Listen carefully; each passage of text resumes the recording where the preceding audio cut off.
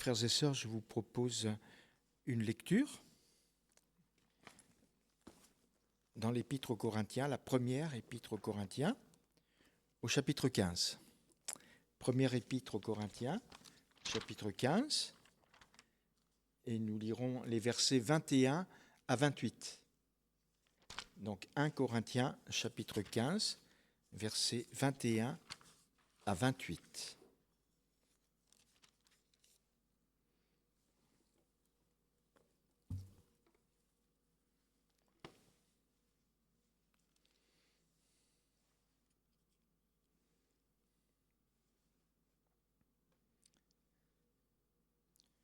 On va même lire à partir du verset 20. Mais maintenant, Christ est ressuscité des morts, il est les prémices de ceux qui sont morts. Car puisque la mort est venue par un homme, c'est aussi par un homme qu'est venue la résurrection des morts. Et comme tous meurent en Adam, de même aussi tous revivront en Christ, mais chacun en son rang. Christ comme prémisse, puis ceux qui appartiennent à Christ lors de son avènement.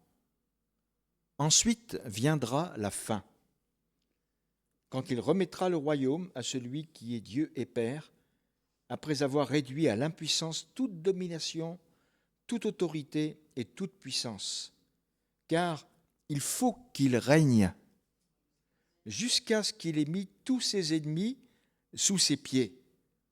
Le dernier ennemi qui sera réduit à l'impuissance, c'est la mort.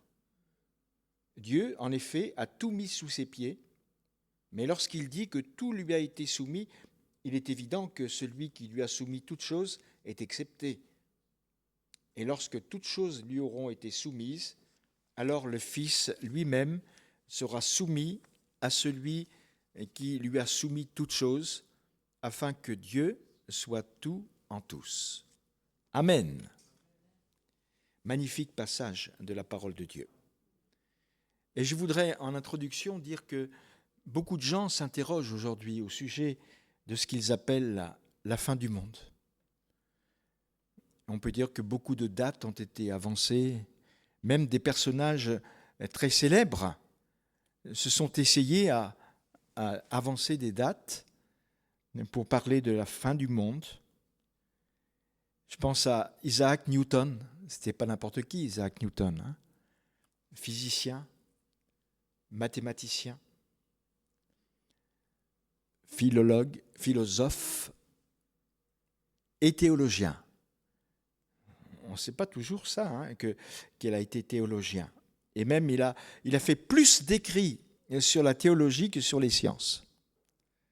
Enfin, Isaac Newton, il partait du principe qu'il fallait partir du sacre de Charlemagne, donc 800 après Jésus-Christ, et ajouter les 1260 années dont il est question dans le livre de Daniel. Et il aboutissait à cette date 2060. Et on est en 2025, 2060. Enfin, je vous dis tout de suite que c'est un petit peu fantaisiste, ça entre dans la catégorie de ceux qui ont avancé des dates comme ça. Et on s'aperçoit que après, quand les dates arrivent, parce qu'il y a beaucoup de dates antérieures à la nôtre qui ont été avancées, et puis on s'est aperçu que ça n'avait rien de vrai, rien d'authentique. Je crois qu'il n'y a que la parole de Dieu qui puisse nous enseigner savamment au sujet de la fin du monde. Et quand je regarde ce qui est écrit au sujet de la fin du monde, je m'aperçois que la parole de Dieu reste sobre. Ensuite viendra la fin, comme nous l'avons lu au verset 24, quand il remettra le royaume à celui qui est Dieu et Père, après avoir réduit à l'impuissance toute domination, toute autorité et toute puissance. C'est tout ce que la Bible dit. Ensuite viendra la fin, mais il n'y a pas d'autre précision. Et ce temps, bien sûr, n'est pas encore arrivé, mais on s'y achemine quand même. On s'y achemine au fil des jours. Et en attendant, qu'est-ce qu'il faut faire ? Eh bien, en attendant, il faut tout mettre en œuvre pour que le règne de notre Seigneur Jésus-Christ s'élargisse. Vous êtes d'accord avec moi ? Amen. Il faut qu'il règne. C'est ce que nous avons lu au verset 25. Il faut qu'il règne jusqu'à ce qu'il ait mis tous ses ennemis sous ses pieds. Alors quels sont les ennemis en question ? C'est facile de répondre à cette question. Il y a d'une part tous les hommes qui s'opposent à ce règne, tous les êtres humains, s'entend, qui s'opposent à ce règne, mais aussi il y a Satan, il y a les puissances ténébreuses, il y a le péché, il y a la mort, puisque c'est dit aussi au verset 26, le dernier ennemi qui sera réduit à l'impuissance, c'est la mort.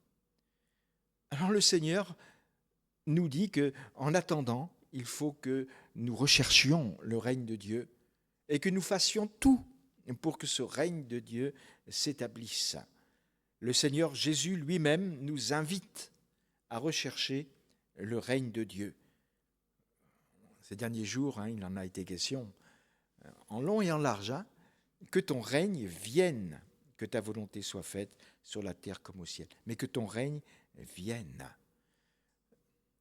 Savons-nous, mes frères et sœurs, que les prophéties anciennes ont annoncé ce règne en Jésus-Christ ? Je vais vous citer juste quelques versets. Romains chapitre 15, verset 12. Dans ce passage, l'apôtre Paul cite le prophète Ésaïe. Et il dit ceci, « Il sortira d'Isaïe un rejeton qui se lèvera pour régner sur les nations espéreront en lui. » Après, le livre de l'Apocalypse, bien sûr, nous parle à l'avance de l'accomplissement de ce règne. Apocalypse chapitre 11, verset 15, « Le septième ange sonna de la trompette, et il y eut dans le ciel de fortes voix qui disaient « Le royaume du monde est remis à notre Seigneur et à son Christ, et il régnera au siècle des siècles. » Alléluia. Et toujours dans l'Apocalypse, chapitre 12, verset 10, « J'entendis dans le ciel une voix forte qui disait « Maintenant le salut est arrivé, ainsi que la puissance, le règne de notre Dieu et l'autorité de son Christ, car il a été précipité l'accusateur de nos frères, celui qui les accusait devant notre Dieu jour et nuit. » Amen. Et puis Apocalypse 19, mais rassurez-vous, je vais pas aller plus loin. Apocalypse 19, verset 6, « J'entendis comme la voix d'une foule nombreuse, comme un bruit de grosses eaux, et comme un bruit de forts coups de tonnerre, disant « Alléluia ! Car le Seigneur notre Dieu Tout-Puissant est entré dans son règne. » Alors tous ces versets-là s'inscrivent dans un avenir que nous ne pouvons pas définir. C'est vrai. Mais nous savons que cet avenir est proche. Alors qu'est-ce qu'il faut faire ? Eh bien, en attendant, on en revient toujours à cela, en attendant, sachant qu'il faut que Christ règne, il faut qu'il règne. Et les chrétiens nés de nouveau font partie de ceux qui ont accepté le règne de Jésus sur leur vie. Je pense que les uns et les autres, nous avons considéré comme primordial le fait d'accepter le règne de notre Seigneur sur notre vie à chacun.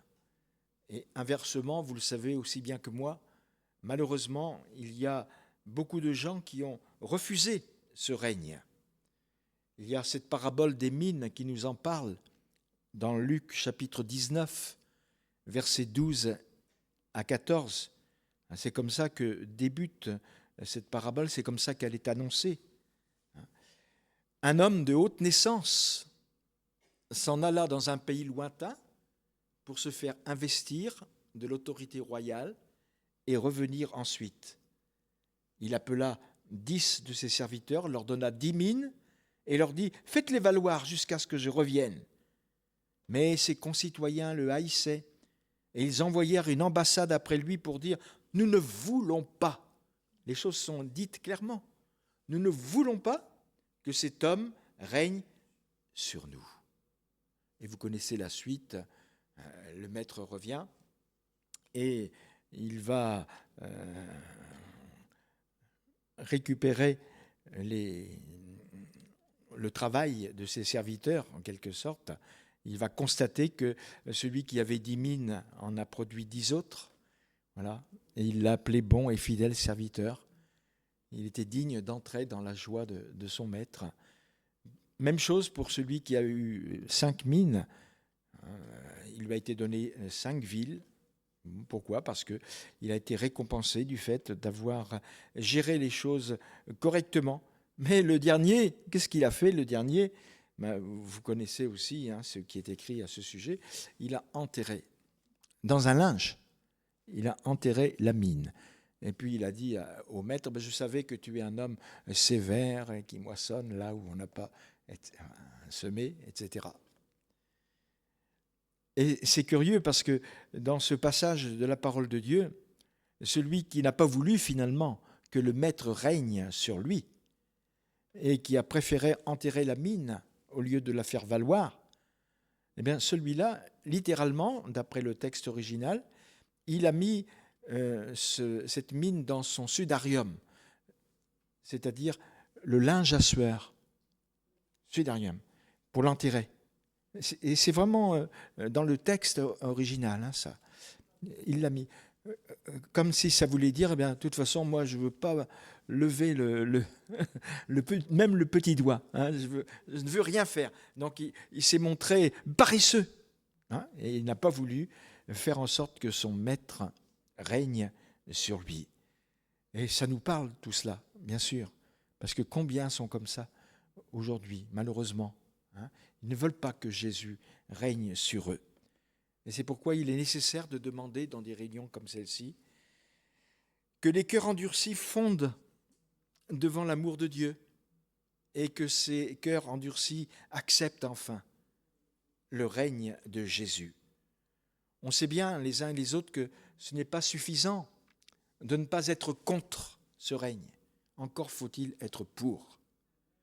Et il faut donc prier dans ce sens-là, que des âmes soient touchées et considèrent que c'est une priorité et que de laisser régner Jésus dans leur vie.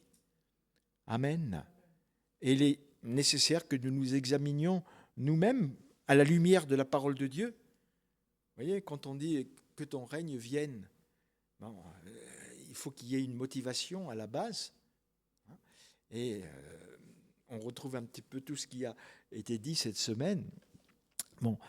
Il faut se mettre à chercher le Seigneur. Et puis, il faut laisser la lumière de Christ aussi nous éclairer pleinement. Et cette lumière de Christ s'apparente aussi, bien sûr, à la lumière de sa parole. Et quand on a la lumière de sa parole, on sait si le règne de Jésus s'exerce en nous dans des conditions normales.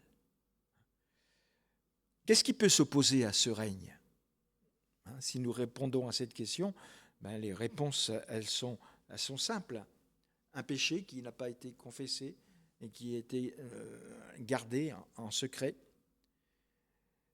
Notre volonté propre, parce que notre volonté propre nous joue bien des tours.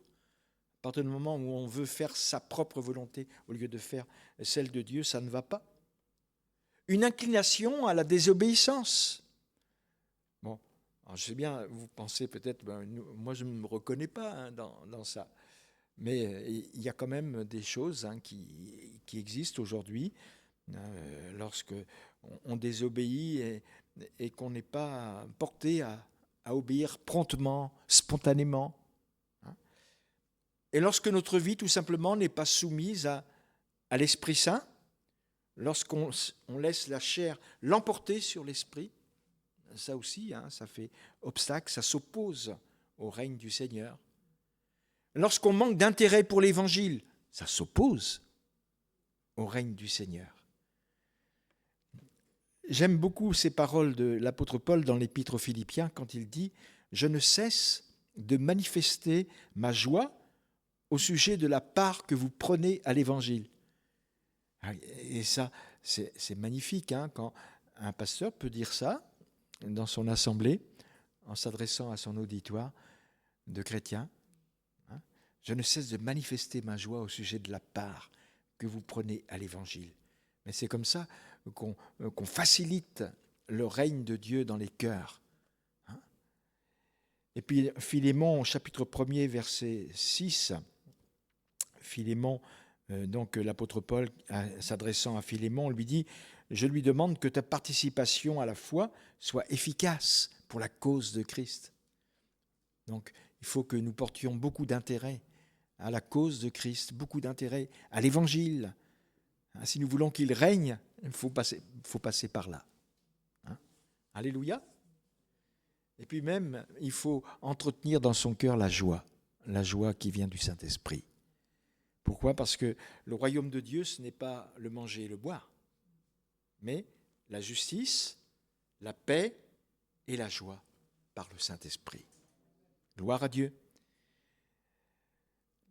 Et du même coup, quand on laisse Jésus régner, la grâce règne elle-même. L'apôtre Paul parle d'une opposition entre le péché et la grâce.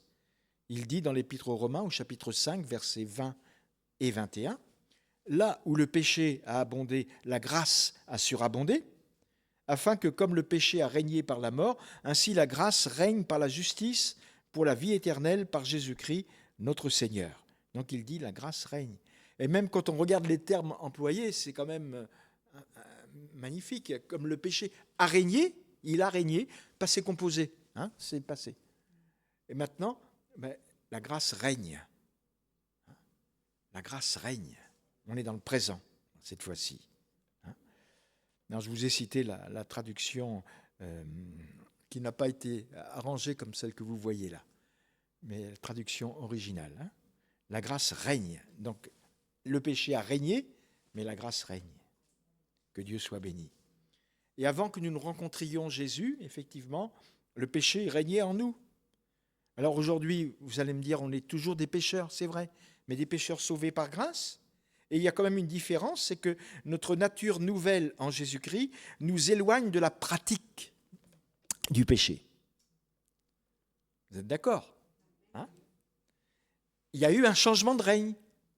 Avant, le péché faisait la pluie, le beau temps, le péché régnait. Mais maintenant, c'est la grâce qui règne. Et nous voulons que ce soit la grâce qui continue de prendre le relais. Et la grâce, bien sûr, n'est pas un sauf-conduit au péché. Et ça aussi, les choses doivent être bien claires à ce sujet. Et l'apôtre Paul les explicite. Il dit « Que dirons-nous donc ? Demeurerions-nous dans le péché afin que la grâce abonde ? Loin de là. Nous qui sommes morts au péché, comment vivrions-nous encore dans le péché ?» Et c'est pour ça que cette autre exhortation nous est adressée un peu plus loin, au verset 12 du même chapitre 6 de l'Épître aux Romains, « Que le péché ne règne donc point dans votre corps mortel et n'obéissez pas à ses convoitises. » Que le péché ne règne donc point.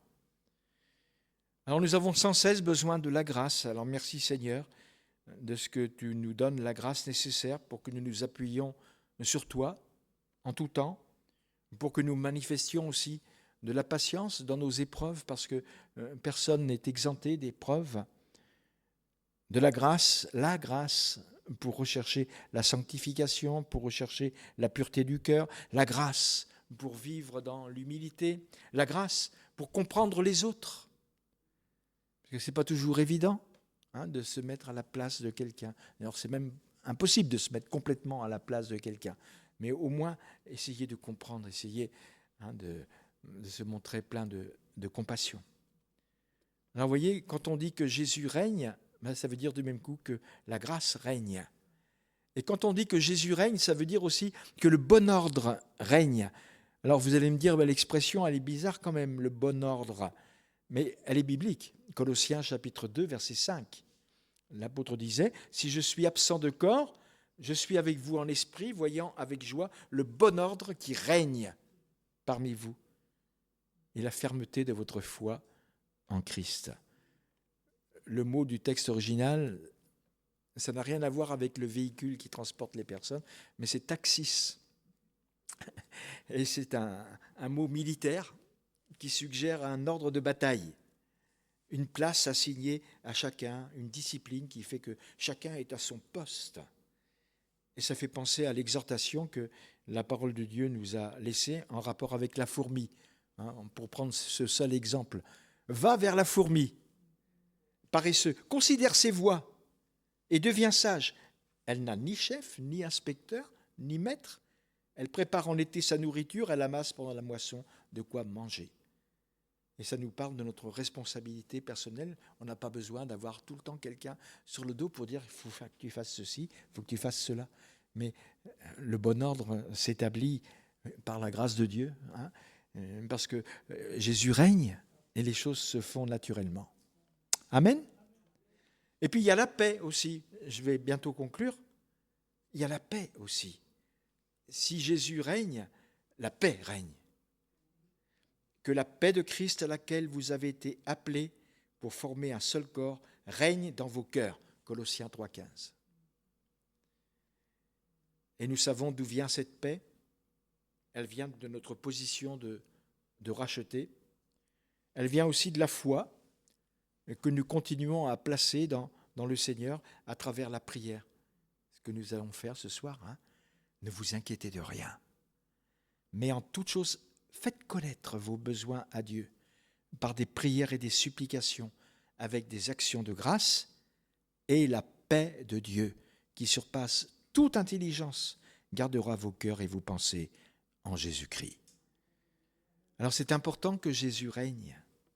Et lorsque Jésus règne, en quelque sorte nous régnons, nous aussi. Je dis bien nous régnons, Jean-Paul présent. C'est pas nous régnerons, parce que c'est vrai aussi. Nous régnerons parce que le règne futur, c'est une glorieuse réalité. Dans l'Apocalypse, il en est question plusieurs fois. Mais dès maintenant, spirituellement parlant, nous régnons. Et la preuve, nous l'avons dans l'Épître aux Romains au chapitre 5, verset 17. Si par l'offense d'un seul, la mort a régné par lui seul, donc question d'Adam, à plus forte raison, ceux qui reçoivent l'abondance de la grâce et du don de la justice régneront-ils dans la vie par Jésus-Christ, lui seul. Elle est belle l'expression « régner dans la vie ». Et vous voyez, nous avons besoin de régner dans la vie tous les jours. Régner dans la vie, c'est vivre selon le programme de Dieu avec un esprit de victoire. C'est faire l'expérience de notre identification avec Jésus dans sa mort et dans sa résurrection. Et c'est laisser vraiment le Saint-Esprit nous conduire en toutes choses, pénétrer nos cœurs et nos pensées. C'est cela. Et ce règne, il se voit dans nos réactions, il se voit dans nos paroles, ou plutôt il s'entend même dans nos paroles. Ce règne, il est présent à partir du moment où nous laissons Jésus faire ce qu'il veut dans notre cœur. Amen. Eh bien, remercions le Seigneur et puis nous allons ensuite considérer les sujets de prière que notre sœur Dani va nous afficher. Mais nous te remercions et nous te bénissons, notre Dieu, parce que c'est bon de te laisser régner. C'est vrai que nous voulons donner une continuité à cette prière, que ton règne vienne. Oui, Seigneur, mais nous ne pensons pas seulement au futur, mais nous pensons déjà au présent, Seigneur, à tout ce que tu peux faire en nous, à tout ce que tu établis en nous, à tout ce que tu fais dans ton Église. Merci, Seigneur, pour ta fidélité, parce que tu accomplis des choses merveilleuses et nous aimons à nous appuyer sur toi, à nous appuyer sur l'enseignement de ta parole, parce que c'est elle qui nous encourage à te faire confiance en toutes choses. Conduis-nous toujours plus loin avec toi, Seigneur.